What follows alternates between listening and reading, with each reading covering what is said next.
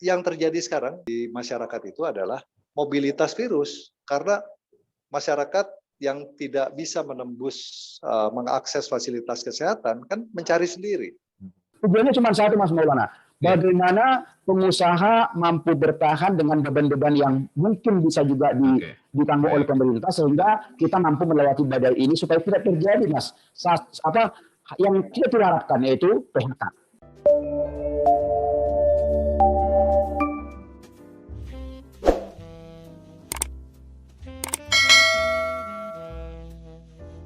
Halo, kita berjumpa kembali dalam bincang kita di edisi hari ini. Ini adalah isu yang hari-hari ini menjadi perbincangan banyak orang.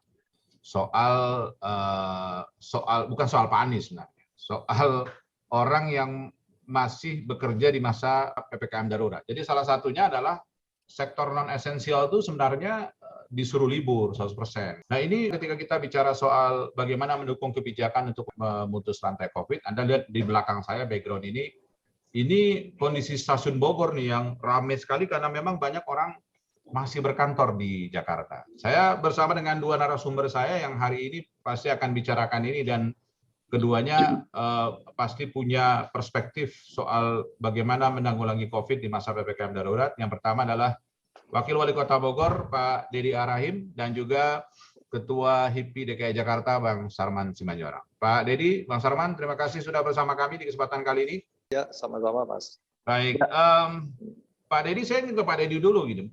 Kemarin Pak Wali Kota tuh sempat menyampaikan, ini percuma kita gitu ya. Kita adakan PPKM darurat, kita perketat aturan, malah hari ini tuh pada saat saya wawancara ini, Bogor melakukan penyekatan di beberapa tempat, meriksa orang untuk masuk Bogor dan keluar Bogor. Tapi percuma saja kalau Jakarta sebagai kawasan satelit itu tetap memperlakukan masuk kantor, jadi tetap ramai juga Pak Dedi. Jadi agak, ya mungkin bahasanya lebih diplomatis, tapi sebenarnya Bogor sedang marah sama Jakarta gitu. Iya. Gimana Pak Dedi? Ya, yang pertama sih begini ya, kita kan sebetulnya ini pengulangan PSBB yang pertama ya, namun PSBB yang pertama itu kan dilakukan secara parsial. Nah, yang kita lakukan sekarang dengan PPKM darurat, pemberlakuan PSBB secara kolektif, kan begitu. Kalau dulu saya masih ingat, waktu sebagai Ketua Gugus Tugas, setiap kali kita mau melaksanakan PSBB, saya bersurat kepada Menteri Kesehatan. Tanggal 1 kita bersurat, diterima tanggal 2 di Menteri, tanggal 3 ditetapkan Bogor PSBB. Kemudian Kabupaten Bogor berkirim surat tanggal 3, diterima Menteri tanggal 4, PSBB Kabupaten Bogor tanggal 5. Dan seterusnya. Jadi tidak ada kesatuan langkah sehingga pada saat Bogor sudah memperlakukan PSBB, tidak ada restoran, tidak ada kafe yang buka, bergeserlah ke Sentul. Ya. Demikian juga Jakarta. Jakarta selesai tanggal 13, Bogor selesainya tanggal 10. Maka orang Jakarta misalnya ke Bogor untuk tadi kuliner, untuk melakukan aktivitas lah begitu kan. Yeah. Nah, tetapi yang sekarang dilakukan mestinya adalah sebuah peningkatan kualitas ya, dari pelaksanaan PSBB yang lama, karena dilakukan serentak di Jawa dan Bali. Jadi seharusnya kalau memang metodenya kurang lebih sama, ada yang esensial dan ada yang kritikal, itu kan sama dengan 12 bidang yang dikecualikan dan beberapa bidang yang tidak dikecualikan pada saat PSBB. Nah, tinggal yang paling penting sekarang harus dilakukan adalah kesatuan langkah, kebersamaan. Artinya bukan hanya pemerintah yang punya niat baik, tetapi semua pihak dalam 18 hari ini mencoba untuk menyelesaikan persoalan pokoknya. Persoalan dasarnya adalah adanya paparan harian yang tinggi mengakibatkan fasilitas kesehatan menjadi kolaps, begitu. Yeah. Nah, percuma kita buka hotel, percuma kita buka mall, tetapi di saat bersamaan kita juga membutuhkan rumah sakit yang kurang lebih peningkatannya mungkin sekitar 200% dari tingkat paparan tertinggi ya di bulan Maret 2021. Jadi percuma juga sebenarnya ketika PPKM darurat di Bogor diberlakukan, tapi tempat kerja non esensial di Jakarta karena ngejar produksi ekonomi dibuka gitu. Ya, jadi artinya begini, kalau kita tidak melakukan secara serentak bersama-sama dengan kedisiplinan tinggi dan betul-betul kita berikhtiar secara kolektif, maka persoalan intinya tidak akan selesai kurang lebih 1 tahun lagi, ya kan? Maka optimalisasi peningkatan ekonomi daerah tidak akan tercapai karena pendapatannya akan berkisarannya berbeda ya, penurunannya sekitar 30-40% dari pendapatan di masa-masa normal. Jadi percuma kita mau melakukan apapun, anggaran kita akan dialokasikan untuk penanganan kuratif. Nah, Kota Bogor saja, Kota Bogor nih, sedikit Mas Maulana. Kota Bogor kan sampai dengan hari ini selama hampir 1,5 tahun ini ada 17.000 orang yang terpapar COVID. Ya, bayangkan kalau 10.000 yang masuk rumah sakit, ya, 1 orang rata-rata 50 juta dibayar biaya kuratifnya oleh pemerintah, berarti 0,5 triliun dalam 1 tahun itu harus kita keluarkan untuk penanganan kuratif. Jadi percuma kita nggak bisa bangun apa-apa, kita kemudian selalu fokus dalam penanganan COVID, tetapi tidak ada penyelesaian tuntas dan kemudian kita mengulangi lagi. Betul. Ya kan? Kurang lebih itulah gambaran. Baik, saya ke Bang Sarman. Benarkah bahwa ketika PPKM darurat teman-teman Bang Sarman itu tetap ada yang memperlakukan kerja itu sebenarnya rada-rada sedikit kesel juga karena memang ekonomi lagi mau bangkit, tiba-tiba ada PPKM darurat langsung jeblok lagi nih. Karena ada trauma luar biasa juga di teman-teman pengusaha, Bang Sarman. Ya, memang kalau kita lihat dari sisi psikologi pengusaha, memang kita maklumin juga ya bahwa memang pengusaha saat ini sangat-sangat tertekan sekali. Apalagi kita kan sudah hampir memasuki hampir 1 tahun 3 bulan ya, 4 bulan gitu kan. Jadi sektor-sektor tertentu ya terutama yang namanya sektor perdagangan, sektor pariwisata, hotel, restoran, kafe, aneka jasa, ada di sana I.O., ada di sana penyelenggara Expo, kemudian juga ada transportasi, ada taksi, ada angkot, ada transportasi online, belum lagi kita lihat yang namanya berbagai hiburan malam, sarana golf misalnya, ini pusat-pusat wisata itu kan semua ditutup. Yang tadinya udah punya harapan mulai pelan-pelan bangkit, tiba-tiba angka dari COVID ini langsung di luar dugaan kita yang begitu tinggi. Kami menyadari bahwa pemerintah pasti akan mengambil suatu langkah-langkah darurat. Dan memang itu kenyataan. Ya memang bagi para pengusaha, sekalipun ini berat, ya sekalipun hati kecil juga memang menjerit, tapi tidak ada upaya lain ya bahwa pemerintah juga dalam memutuskan ini boleh dikatakan juga seperti buah simalakama gitu antara itu sebenarnya sudah diantisipasi teman-teman pengusaha dong bahwa memang akan ada second wave, gelombang kedua dan lain-lain kan gitu ya. Ya sebenarnya begini, mungkin diantisipasi tapi tidak pernah berpikir bahkan akan ada yang namanya PPKM darurat ini gitu kan ya. Jadi antisipasinya itu sampai level mana yang paling bahaya menurut teman-teman pengusaha? Ya kemarin kan sebenarnya level mikro lah, paling tinggi seperti tahun yang lalu kan gitu ya.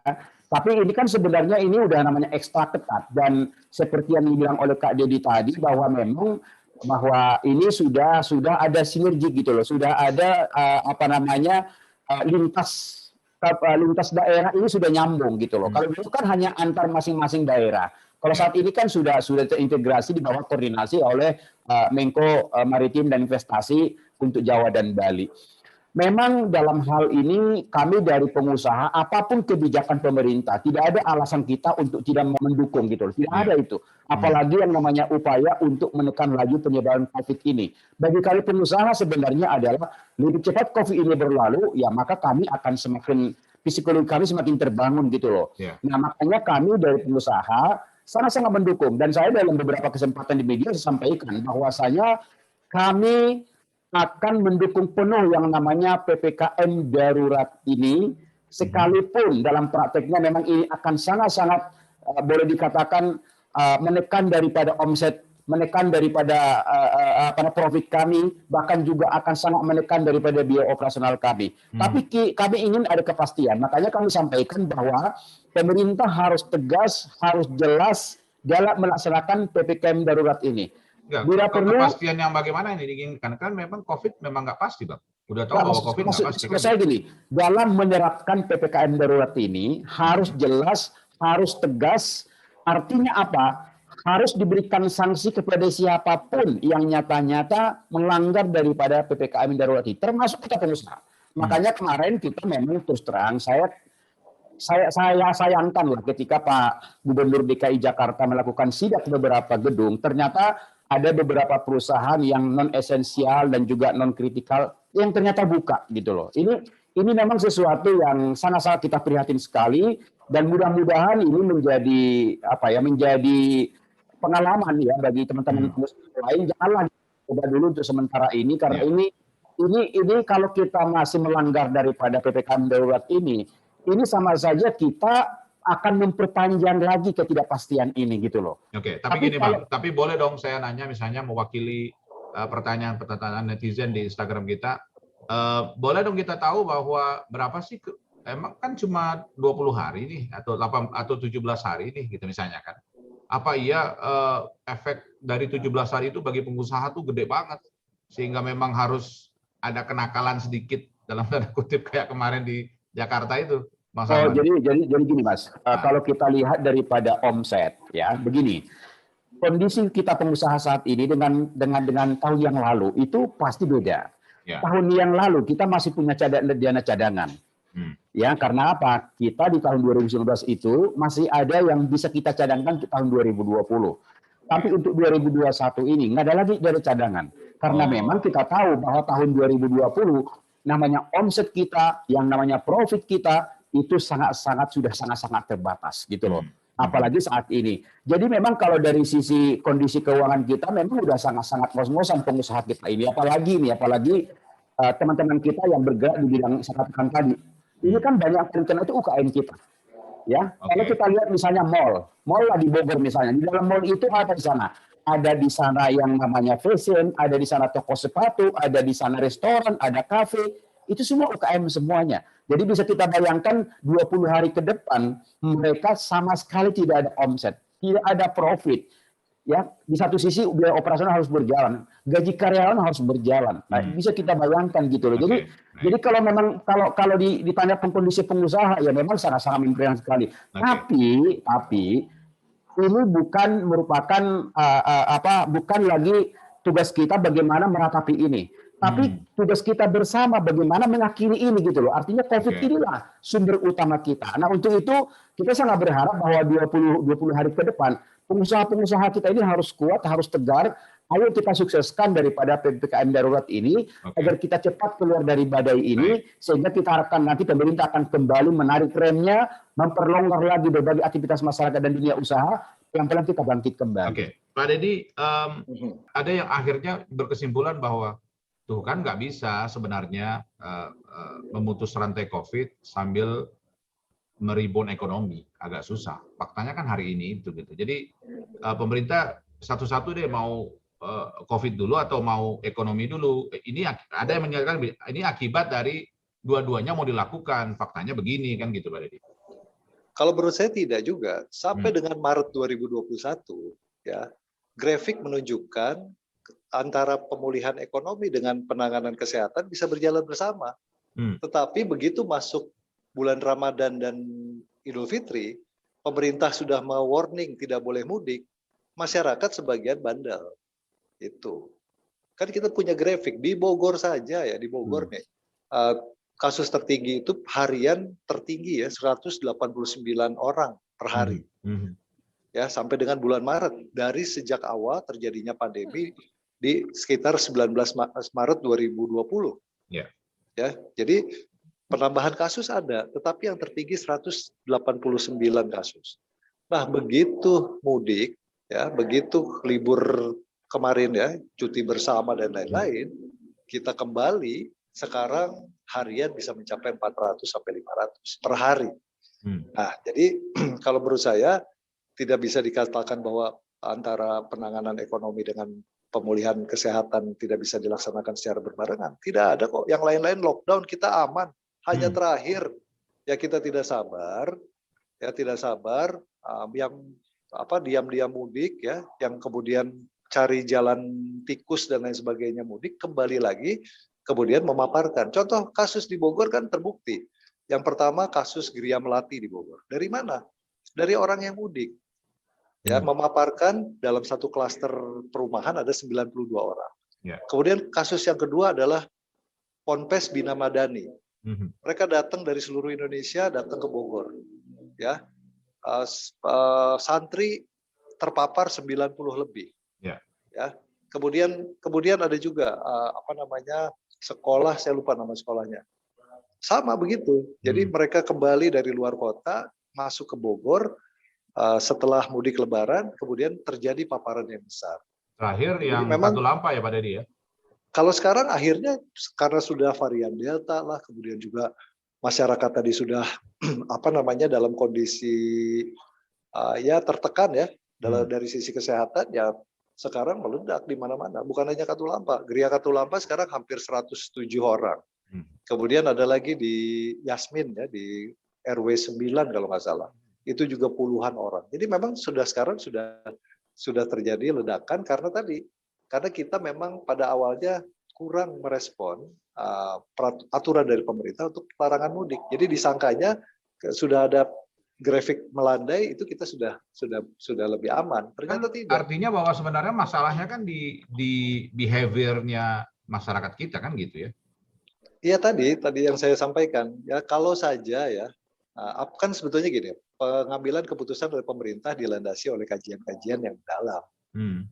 Jadi pelarangan kemarin mudik kan juga bukan semata-mata hanya kebijakan emosional kan? Iya. Kan tapi Presiden dalam pidatonya sebelum larang mudik itu memaparkan 6 data terakhir ketika libur agak panjang sedikit kan? Saya pikir scientific base sebenarnya. Betul. Jadi memang makanya kalau terus begini ya tadi kita nggak akan pernah selesai ya. Orang-orang selesai, kita nggak pernah selesai. Nah, penutupan jalan dan lain sebagainya dalam rangka menekan itu sebetulnya. Jadi ya mudah-mudahan sih dukungan dari para pengusaha ya oke lah kita berkorban, ini kita terakhir ya. Mudah-mudahan setelah tanggal 20 itu terjadi percepatan penanganan atau grafik menjadi landai kembali, itu yang kita harapkan. Tetapi gini, artinya bahwa gini Pak Dedi, kalau akhirnya kan kita bisa melihat bahwa udah nggak bisa tuh namanya PPKM, PSBB dan sebagainya, karena rakyat kita tuh selalu akan gagal di ujung Pak Dedi. Kan di ujung kita udah bagus, gagal di ujung soal mudik. Nanti udah bagus nih, saya takut tanggal 20 gagal nih. Walaupun doa saya nggak begitu ya, tapi tanggal 20 Lebaran Haji gagal lagi nih. Bang Sarman marah-marah lagi nanti. Kalau menurut saya, kalau dari pengalaman ya, kalau menurut saya ini nggak mungkin tanggal 20. Paling tidak 4 Agustus. Ya, selama kita pertahankan setelah nanti dengan penekanan ini masyarakat kemudian mengurangi mobilitas, kemudian juga didukung oleh dunia usaha ya yang harus mau tidak mau berkorban ya. Jadi kita nggak mikirin lagi soal pendapatan ya, mau tidak mau karena ini pilihan ya. Paling tidak kalau menurut saya baru tanggal 4 Agustus kita bisa menikmati jumlah kasus yang lebih landai daripada sekarang. Ya, karena kan peningkatan harian masih terjadi. Betul. Ya. Hari ini malah banyak banget ya hari ini ya. 44.000 karena begini. Ya. Nah, begini.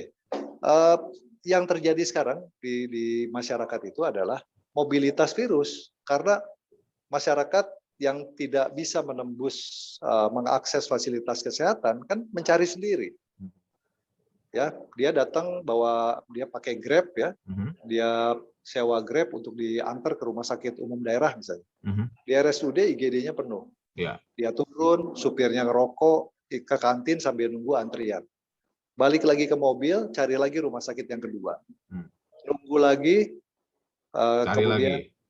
kemudian ada interaksi dengan pihak ketiga, kemudian begitu terus kan. Nah, ilustrasinya tadi saya sampaikan, di Bogor, hari ini ada 5.500 warga yang terpapar. Yang aktif, di luar yang tidak kita bisa mapping ya, jumlahnya berapa. Tetapi kan rumah sakitnya, bednya cuma ada 1.000. Nah, jadi 1:5. Ya, itu aja, itu ilustrasinya begitu. Nah, dari 4.000 yang nggak kebagian rumah sakit, 2.000 sedang mencari jalan, mencari akses ke rumah sakit. Mau kemana lagi kan gitu kan? Siap. Nah, jadi saya pikir tidak mungkin kalau teorinya ya dengan kondisi seperti sekarang tanggal 20 selesai. Jadi pengusaha harus menyiapkan paling tidak sampai dengan awal Agustus. Itu Bang Sarman itu disadari bahwa tanggal 4 Agustus kemungkinan baru selesai ini barang kan gitu ya. Bang Sarman kira-kira ya ini bukan ini pilihan sih ya, tapi kira-kira itu jalan terbaik yang harus diberikan. Udah kayak lagu Brody Pelsolima tuh. Jalan terbaik itu gimana Bang Sarman? Ya, Oke, silakan. jadi tadi yang disampaikan oleh Kang Deddy tadi, sebenarnya itu setuju. Jadi memang kalau kita lihat bahwa kita memasuki tahun yang lalu, kemudian juga memasuki tahun 2021, sebenarnya kita bisa menjalankan dua-duanya nih. Jadi kita sama-sama juga menekan laju COVID, kemudian ekonomi juga bisa pelan-pelan juga jalan gitu kan. Ya, cuman memang ini kembali lagi kepada kesadaran kita semuanya, masyarakat kita semuanya gitu kan. Dan pemerintah sudah wanti-wanti dari awal dan tidak diperbolehkan misalnya mudik, tapi tetap juga kecolongan. Hanya memang di sini tetap juga memang kita lihat ada sedikit kekurang tegasan juga bagi pemerintah sebenarnya. Jadi kalau tadinya kita berharap sebenarnya sudah ketidaktegasan pemerintah atau kecerdikan orang nakal sebenarnya. Nah, maksud saya begini. Kemarin kan pemerintah membuat suatu jangka waktu. Ya. Ya tidak boleh mudik itu mulai tanggal sekian. Ya. Jadi orang mencuri sebelum tanggal itu. Oke. Kan begitu. Ya. Jadi kan pulangnya juga begitu. Boleh balik Jakarta misalnya sampai tanggal sekian. Orang balik setelah tanggal itu. Nah, menurut hemat kami sebenarnya tidak boleh mudik, ya sudah tidak boleh mudik. Selesai. Tidak ada penutupan, tutup semuanya. Maksud Anda nggak ada lagi tanggal sekian sampai tanggal sekian. Berarti kalau tadi Pak Deddy bilang bahwa sepertinya sampai tanggal 4 Agustus. Jadi 3 sampai 4 Agustus tidak boleh dan itu nggak ada tawar-tawar gitu. Ya, bila perlu seperti itu gitu loh. Karena ternyata kan udah kita uji coba seperti Lebaran kemarin kan sebenarnya. Jadi mulai tanggal sekian nggak boleh mudik. Orang mencari sebelum itu dan mudik. Kemudian juga kita lihat juga memang banyak juga jalan-jalan tikus yang lewat. Jadi memang ini harus tegas. Yang sekali katakan itu, yang kami katakan tadi, ini semua harus pasti sudah. Sanksi pun harus pasti sudah. Masyarakat juga yang melanggar memang sudah harus kasih sanksi gitu loh. Karena kita lihat saat ini di Jakarta saja, coba bayangkan Mas, sampai kewalahan tenaga-tenaga kita yang menguburkan daripada jenazah teman-teman kita. Hampir 300 orang per hari. Suatu angka yang tahun yang lalu itu nggak sampai 100 orang gitu loh. Ya kan? Dan kemarin kita lihat angka mencapai 31.000. Ini sangat miris sekali. Ya, saya juga, teman saya, tetangga saya, keluarga saya kena. Yang meninggal setiap hari ada. Jadi menurut hemat saya memang kesadaran masyarakat kita ini sudah harus kita betul-betul kita. Tapi kira-kira pengusaha masih punya uang nggak sampai tanggal 4 Agustus? Nah, ini memang suatu tantangan. Jadi kita belum tahu nih apakah memang tanggal 20 itu ya, tanggal 20 itu pemerintah akan tetap katakanlah mengakhiri PPKM darurat ini ataukah memang masih diperpanjang. Nah, itu kita tunggu ini. Enggak, tapi biasanya kan pengusaha tuh pakai jalan yang paling pahit dong. Tadi Pak Deddy bilang kalau melihat kondisinya, mungkin Pak Deddy juga belajar dari India sebenarnya. 4 Agustus lah baru kita bisa menikmati landai-melandai itu sebenarnya. Artinya bahwa prediksinya tuh prediksi paling pahit atau bagaimana yang diambil pengusaha sehingga ya nggak ada nakal-nakal lagi gitu loh. Ya, harapan kami sih begini Mas Maulana. Jadi ketika memang PPKM darurat ini memang dipaksa harus panjang sampai bulan katakanlah mungkin Agustus, ya tentu daya tahan pengusaha ini masing-masing sektor itu berbeda-beda Mas Maulana. Tapi pada umumnya? Ya, pada umumnya sekarang memang udah sangat-sangat ketar-ketir gitu kan ya. Nah, kemungkinan di sinilah yang kami sampaikan tadi, pemerintah harus hadir gitu loh. Pemerintah harus hadir. Ya, maksudnya pemerintah harus hadir ini kasih kompensasi dong, mungkin gitu ya? Ya, salah satunya itu. Jadi misalnya bagaimana yang namanya stimulus, relaksasi, insentif, berbagai keringanan-keringanan pajak, ya bahkan misalnya juga yang namanya biaya operasional kami syukur-syukur juga diberikan suatu keringanan, misalnya biaya listrik atau mungkin biaya air atau mungkin retribusi-retribusi yang lain. Misalnya ini harus betul-betul diberikan suatu ruang bagi kita pengusaha bagaimana supaya beban-beban kita ini mampu berkurang sehingga kita mampu melewati badai ini gitu loh. Tahun lalu dikasih nggak itu kompensasi itu? Tahun lalu dikasih walaupun memang kita lihat bahwa efektivitasnya masih banyak di lapangan yang masih simpang siur ya. Jadi artinya gitu memang ke depan ya ini harus betul-betul dipantau oleh pemerintah supaya kebijakan di tingkat atas itu sampai kebijakan di level paling ngambil keputusan di bawah itu harus sinkron gitu loh. Jadi sehingga antara institusi satu bank dengan bank yang lain itu sama gitu karena tidak berbeda-beda. Karena kerap kali Mas Maulana, teman-teman kita di pengusaha yang lain mungkin nasabah di bank A, pemerintah A, ada juga nasabah B. Dia bilang kok di sini bisa, di sana tidak bisa. Nah ini berarti kan ada satu kebijakan yang tidak sinkron. Nah, kayak gitu-gitu memang harus dievaluasi oleh pemerintah gitu loh. Tujuannya cuma satu Mas Maulana. Bagaimana pengusaha mampu bertahan dengan beban-beban yang mungkin bisa juga ditanggung oleh pemerintah sehingga kita mampu melewati badai ini supaya tidak terjadi Mas. Yang kita harapkan yaitu PHK. Itu. Pak Deddy, kira-kira negara masih punya uang nggak? Ya untuk memberikan kompensasi itu gitu di Bogor aja lah misalnya karena sektor pendapatan juga kabarnya udah susah. Kemarin juga BPK sudah mengingatkan pemerintah kepada presiden bahwa utang kita memang udah takutnya sudah nggak mampu bayar dan sebagainya. Kira-kira kalau ada permintaan seperti yang disampaikan Pak Sarman tadi, kira-kira bisa kita penuhi nggak dalam kondisi yang kayak gini? Tentu ada beberapa ya yang masih sangat mungkin ya. Misalnya diskon untuk PBB ya. Pajak bumi bangunan itu sangat mungkin. Tapi tentu misalnya ada terminnya begitu kan. Kalau memang pengusaha mau mendapatkan diskon 20% misalnya dari PBB, kalau untuk sebuah perusahaan yang besar kan sangat signifikan nilainya. Kita berikan 20% misalnya, tapi dengan catatan pembayarannya sekarang atau 1 bulan gitu kan, selama 1 bulan diberikan. Kemudian kalau bulan depan bayarnya 15%, itu masih memungkinkan untuk PBB. Kemudian untuk diskon-diskon ya atau insentif misalnya dari sisi pemakaian gas industri, kemudian juga PDAM, air minum dan lain sebagainya, saya pikir masih mungkin. Tetapi juga memang harus ada mekanisme insentif yang lain ya, seperti misalnya ya ambil contoh ya kalau di Bogor itu misalnya ada semacam insentif bagi perorangan ya atau pemilik lahan yang jalannya dipakai untuk dilintasi oleh proyek pembangunan misalnya kan. Nah, kita bisa membebaskan bahkan PBB sampai 5 tahun. Tetapi kan begini, pendapatan negara pun nggak bisa semuanya diberikan gratis kan. Tetapi ada beberapa insentif, ada beberapa diskon yang memang masih memungkinkan untuk kita manfaatkan sebagai salah satunya adalah dana pembangunan, tetapi di satu sisi yang lain juga meringankan pengusaha dan masyarakat di dalam membayar pajak dan sebagainya. Ini sangat memungkinkan. Oke. Terakhir Bang Sarman, dengan kondisi hari ini apa yang bisa dijaminkan ke kita, karena mungkin Pak Deddy juga dan Pak Wali Kota juga sudah ingin tahu juga jangan sampai kejadian, dan saya tidak mau background di belakang saya itu terjadi hampir setiap hari karena Bogor sudah melakukan penyekatan. Apa yang bisa dijanjikan? Nggak buka lagi ya atau gimana takutnya dimarahin Pak Gubernur Jakarta hari ini, besoknya bikin lagi kan, karena tahu Pak Gubernur nggak mungkin sidak 2 kali kan gitu. Saya kebetulan hari ini keluar ya, sengaja keluar dari rumah hanya untuk keliling aja tadi.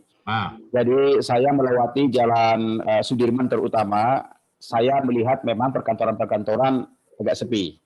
Ya kan, agak sepi. Jadi kemungkinan dengan adanya sidak kemarin itu yang langsung oleh Pak Gubernur itu menjadi ada satu shock terapi bagi pengusaha-pengusaha kita yang tanda kutip ya diam-diam buka gitu kan. Tapi hari ini kita lihat tidak ada lagi ya, sehingga kita harapkan ini bisa bertahan sampai dengan 20 hari ke depan ya dalam rangka mengurangi laju ini. Jadi memang ini yang kita harapkan. Sehingga memang betul-betul bahwa seluruh masyarakat kita, seluruh pengusaha, siapapun masyarakat kita tanpa terkecuali harus mensukseskan daripada PPKM darurat ini.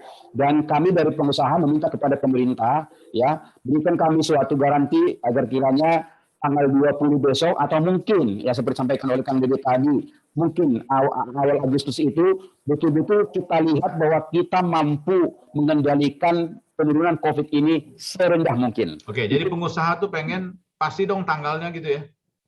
Ya, harapan kita. Tapi dalam hal ini, bahwa ini juga tidak akan mungkin bisa terwujud tanpa partisipasi dan kesadaran masyarakat kita. Nah, jadi untuk itulah kiranya supaya jangan sampai masyarakat kita tentu dalam hal itu. Yang pertama. Yang kedua, kami juga ingin agar kiranya kalau kebijakan-kebijakan seperti misalnya non esensial kritikal tadi itu betul-betul juga dibuka sejelas-jelasnya, karena kemarin memang kita lihat di medsos juga kan sedikit juga ada pro kontra, karena salah satunya yang dikunjungi itu adalah asuransi misalnya. Asuransi itu masuk non sektor keuangan. Nah, itu kemarin itu agak sedikit berdebat itu, apakah mereka masuk salah satu sektor apa tidak. Nah, ini harus diperjelas semuanya supaya nanti juga tidak terjadi hal seperti ini. Nah, kemudian kalau kita lihat nanti background-nya Mas Maulana itu, ya mudah-mudahan juga bisa dicek. Ini benar-benar enggak mereka ini pekerja-pekerja daripada non esensial dan kritikal. Jangan sampai ada yang di luar itu. Kalau di luar Nanti itu, kalau kita ngobrol lagi sama Pak Dedi lagi, saya akan ganti background-nya kalau memang kondisinya udah berubah. Tapi kalau belum berubah, saya tetap pakai yang ini. ya betul. Jadi itu harapan kami dari pelaku usaha. Tentu memang dalam hal ini ya kesadaran dari masyarakat sama kita butuhkan. Dan juga terima kasih kepada pemerintah. Ya Kang Dede tadi sudah menyampaikan bahwa di samping ada relaksasi dan juga ada stimulus dari pemerintah pusat, harapan kami juga dari pemerintah daerah juga demikian. Pajak-pajak yang selama ini juga menjadi beban pengusaha, ya syukur-syukur diberikan diskon, syukur-syukur juga diberikan suatu tenggang waktu. Karena kami dari pengusaha sebenarnya juga bukan pada posisi tidak mau bayar, tidak, atau minta gratis, tidak. Tapi berikan kesempatan kepada kami untuk memperbaiki dulu cash flow kami gitu loh. Artinya bisa itu ditunda misalnya ketika nanti cash flow kami sudah misalnya sudah bagus, kami akan memenuhi itu, ya kan? Termasuk UKM-UKM itu kan Mas Maulana. Kenapa kita minta yang namanya stimulus relaksasi itu? UKM-UKM kita ini kan banyak saat ini mungkin pinjaman ke bank bunga pokoknya nggak bisa dikembalikan, bunganya juga demikian, atau mungkin kredit motor, kredit mobil, kredit rumah.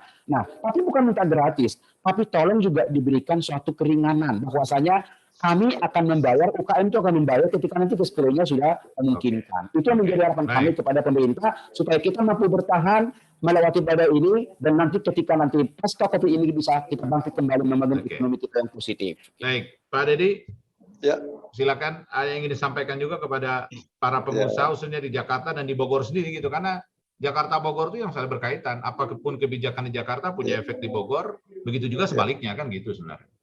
Ya sama lah, intinya kami menghimbau kepada seluruh pelaku usaha ya, untuk betul-betul bisa memahami situasi yang terjadi sekarang, di mana kita harus berempati juga pada sektor kesehatan. Sektor kesehatan yang sudah hampir 1,5 tahun berjuang sendirian, ini harus kita bantu.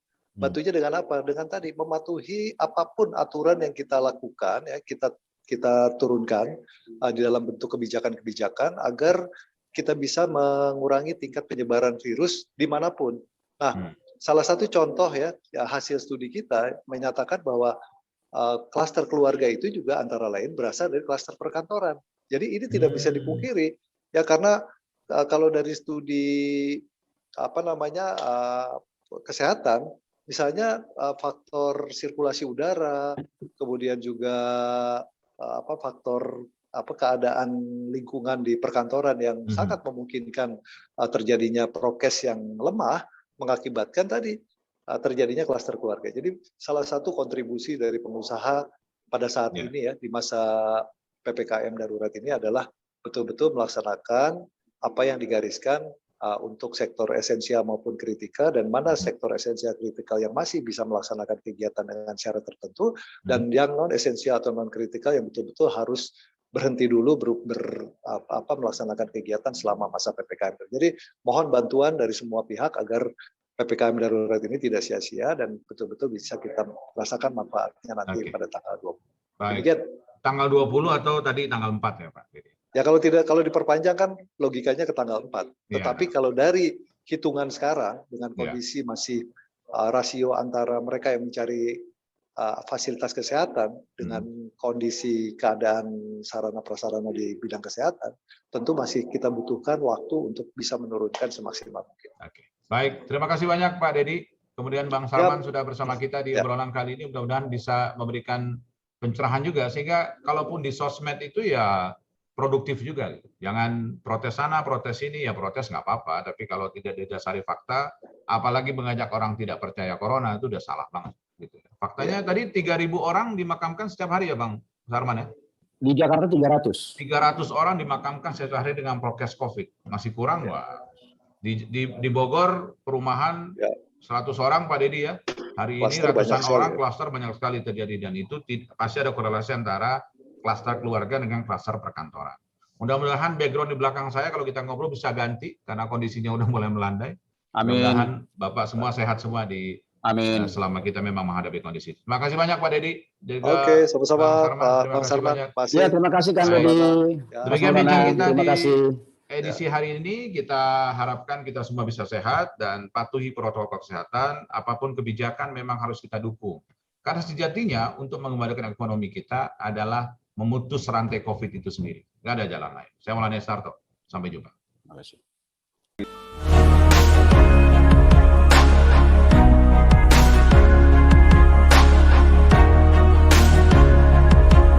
Background saya jelas tuh. Stasiun Bogor rame tuh. Itu mau ke tempat perusahaan-perusahaan Bang Sarman.